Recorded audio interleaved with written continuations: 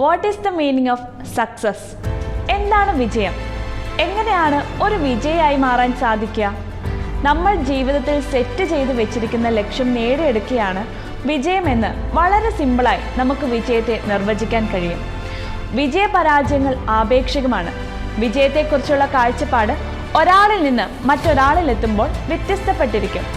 അതിനാൽ വിജയം പോലെ തന്നെ അതിൻ്റെ നിർവചനവും ആപേക്ഷികമാണ്. എന്തുകൊണ്ടെന്നാൽ നമ്മുടെ ലക്ഷ്യം ആയിരിക്കില്ല മറ്റൊരാളുടെ ലക്ഷ്യം എന്നത് തന്നെ. എങ്ങനെയൊക്കെ ആയിരിക്കാം ഒരു സക്സസ്ഫുൾ പേഴ്സണാലിറ്റിയായി മാറാൻ സാധിക്കുക? നമുക്കൊന്ന് പരിശോധിക്കാം. ലക്ഷ്യബോധം. വിജയം ആഗ്രഹിക്കുന്ന ഏവർക്കും പ്രഥമമായി ഉണ്ടാവേണ്ട ഒന്നാണ് ഉറച്ച ലക്ഷ്യബോധം. ഒരു ലക്ഷ്യം നമ്മൾ ജീവിതത്തിൽ നിശ്ചയിക്കുകയും അതിനായി തീവ്രമായി പരിശ്രമിക്കുകയും ചെയ്യുകയും വേണം. ലക്ഷ്യബോധമില്ലാത്തവർക്ക് ജീവിതത്തിൽ എങ്ങും എത്താൻ കഴിയുകയില്ല. കാറ്റിൽ ഉലയുന്ന വഞ്ചി പോലെ മറുകര എത്താൻ സാധിക്കാതെ അവർ ലക്ഷ്യമില്ലാതെ അലയേണ്ടി വരും. രണ്ടാമത്തേത് പ്ലാനിംഗ് ആണ്. ലക്ഷ്യത്തിൽ എത്തിച്ചേരേണ്ടതെങ്ങനെയെന്ന് വ്യക്തമായ കാഴ്ചപ്പാട് നമുക്കുണ്ടാവണം. കൃത്യമായ പ്ലാനിങ്ങിലൂടെ തടസ്സങ്ങളെയൊക്കെ മറികടക്കുവാനും നിശ്ചിത സമയത്തിനുള്ളിൽ തന്നെ ലക്ഷ്യം നേടിയെടുക്കുവാനും സാധിക്കും.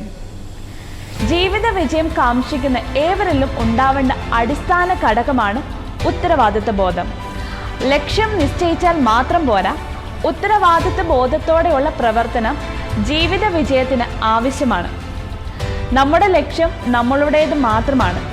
കഠിന പ്രയത്നത്തിലൂടെ കൃത്യമായ സമയം കണ്ടെത്തി അധ്വാനിച്ചാൽ മാത്രമേ ലക്ഷ്യം നേടുവാൻ സാധിക്കുകയുള്ളൂ. ആത്മവിശ്വാസമാണ് മറ്റൊരു പ്രധാന ഘടകം. നമ്മൾ ലക്ഷ്യവും അതിലേക്കുള്ള മാർഗവും എല്ലാം നിശ്ചയിച്ച് അതിലേക്ക് കഠിനാധ്വാനവും ചെയ്തു എന്നതുകൊണ്ട് മാത്രം നമുക്ക് വിജയം കൈവരിക്കാൻ സാധിക്കില്ല.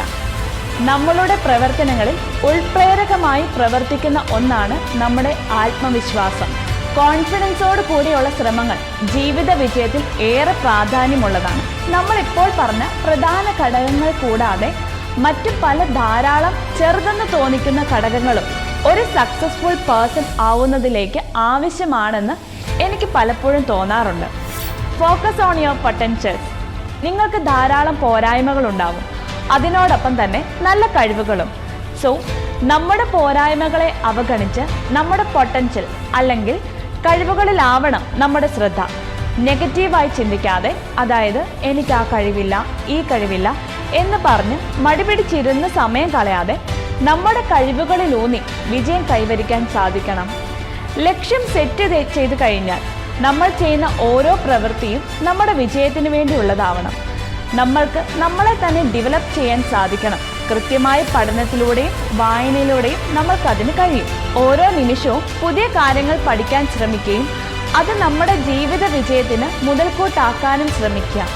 സമയത്തിൻ്റെ വില മനസ്സിലാക്കി ലക്ഷ്യത്തിൻ്റെ പ്രാധാന്യം ഉൾക്കൊണ്ട് കഠിനാധ്വാനത്തിലൂടെ നിങ്ങൾക്കും സക്സസ്ഫുൾ പേഴ്സണായി മാറാൻ സാധിക്കും.